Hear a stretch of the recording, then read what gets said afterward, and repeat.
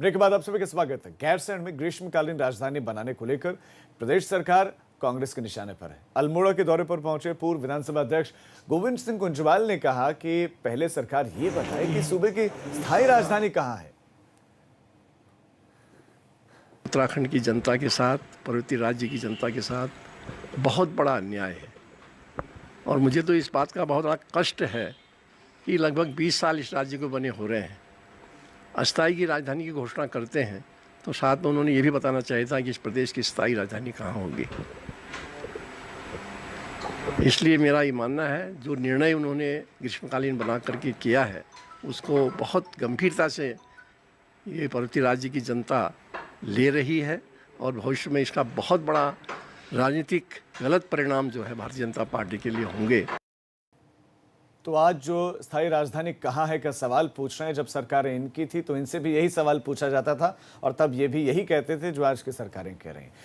इधर गैरसैंण को ग्रीष्मकालीन राजधानी घोषित होने के बाद अब आईटी विभाग ने कमर कस ली है। दरअसल सीएम त्रिवेंद्र सिंह रावत ने सचिवालय और विधानसभा में ई ऑफिस व्यवस्था लागू करने का फैसला लिया था। ऐसे में गैरसैंण में भी ये व्यवस्था लागू करनी होगी, मगर गैरसैंण में अभी तक तमाम व्यवस्थाएं पूरी नहीं की गई हैं। यहाँ तक कि इंटरनेट तक की सुविधा नहीं, नेटवर्क नहीं आते हैं मोबाइल में, तो ई ऑफिस कैसे बनेगा, ये बड़ा सवाल है। इस सेक्शंस में प्रायोरिटी बेसिस पे हमने 31 सेक्शंस में लिया है। 31 सेक्शन में फिर उसका जिसका कि विस्तार बाकी अन्य ये पूरे सचिवालय में किया जाएगा। इसके साथ साथ कई विभागाध्यक्ष के स्तर पर भी ट्रेनिंग दी गई है। ITDA इसके लिए कर रही है, NIC के साथ साथ मिल के कर रही है। तो विभागाध्यक्ष हो जाएंगे तो सारा का सारा हमारा प्रोसेस ऑनलाइन हो जाएगा और इससे क्या होता है, टेक्नोलॉजी एक ऐसी चीज़ है कि जो ट्रांसपेरेंट होती है। कोरोना लॉकडाउन में प्रदेश सरकार ने विधायकों के वेतन में कटौती का फैसला लिया था और विधानसभा अध्यक्ष का कहना है कि ज्यादातर विधायकों का वेतन काटा जा चुका है, मगर अभी भी कुछ विधायक बाकी हैं जिनका वेतन कटना बाकी है। भारतीय जनता पार्टी के सभी माननीय विधायकों के सहमति पत्र हमें प्राप्त हो गए हैं और इस जो आज जब मैं आपसे बात कर रहा हूँ तो मान के चलिए हम उनके वेतन से कटौती भी शुरू कर दी है। उनके जिस तरह से सहमति आई उस तरह से हम उनके वेतन से हम कटौती कर रहे हैं और उम्मीद कर रहा हूँ जो शेष हमारे अन्य माननीय विधायक हैं वो भी इस प्रकार का सहमति पत्र देंगे। काशीपुर में कांग्रेस कार्यकर्ताओं ने विधायक हरभजन सिंह चीमा के खिलाफ धरना दिया है। कांग्रेस का आरोप है कि बीजेपी विधायक इलाके की अनदेखी कर रहे हैं। इनकी नाराजगी इस बात को लेकर है कि रेलवे ओवरब्रिज का काम धीमी रफ्तार से हो रहा है। तुमको बनाना होगा, तुमको जाना होगा। सड़कें तुम सबसे कोई बात ही नहीं करते, अच्छी चीजों को लेकर ही नहीं चलते। आखिर तो ऐसी सियासत, ऊंची सियासत, राजनीति 2.5 साल शुरू हुए हो गए। महाराणा प्रताप चौक पर जो फ्लाईओवर शुरू हुआ था उसका कार्य बहुत धीमी गति से कछुए की चाल से चल रहा है। कभी मिट्टी पड़ गई, कभी खंभे खड़े हो गए और जो रामनगर रोड पर स्टेडियम के सामने का फ्लाईओवर है वो पिछले 2.5 साल से खंभे उसके खड़े हैं, फ्लाईओवर का कार्य बंद है। काशीपुर की पूरी जनता त्राही मच रहा है। आज कांग्रेस पार्टी के साथ साथ ही हमको काशीपुर की एक जागरूक जनता का बहुत बड़ा समर्थन मिला है।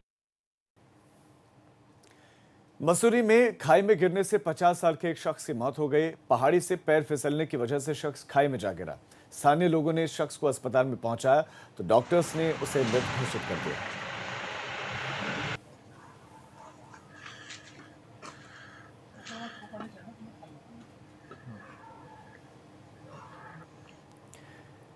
जोशीमठ में बद्रीनाथ हाईवे पर लामबगड़ के पास में आए दिन मलबा गिर रहा है। हाईवे पर एक बार फिर से लैंडस्लाइड हुआ जिस वजह से एक महिला मलबे में दबने से बाल बाल बची।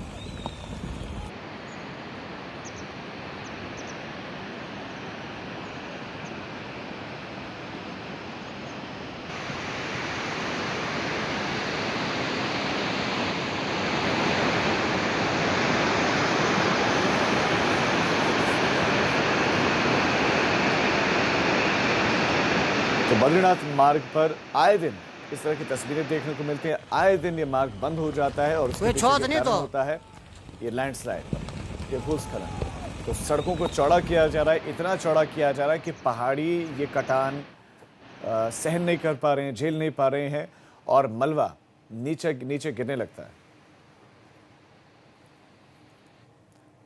हरिद्वार में कई झोला छाप डॉक्टर्स बिना पंजीकरण करवाए अपना क्लिनिक धड़ल्ले से चला रहे हैं, जिनके खिलाफ ड्रग्स इंस्पेक्टर अनीता भारती ने कार्रवाई करते हुए हरिद्वार में कई जगह पर छापेमारी कर क्लिनिक पर ताला लगाया और उन्हें नोटिस देकर नोटिस का जवाब भी मांगा है। यही नहीं, इस दौरान उनके द्वारा कई मेडिकल स्टोर्स पर भी जाकर चेकिंग अभियान चलाया गया।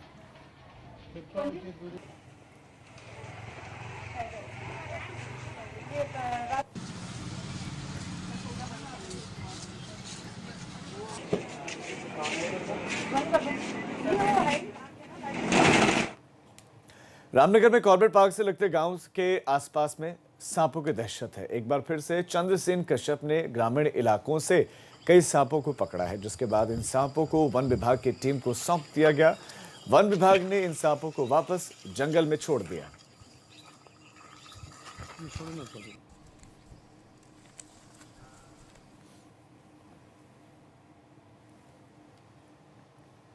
तो पहाड़ प्रभात में फिलहाल इतना ही, लेकिन उत्तर प्रदेश और उत्तराखंड के तमाम खबरों के लिए आप देखते रहिए एबीपी गंगा। खबर आपकी, जुबान आपकी।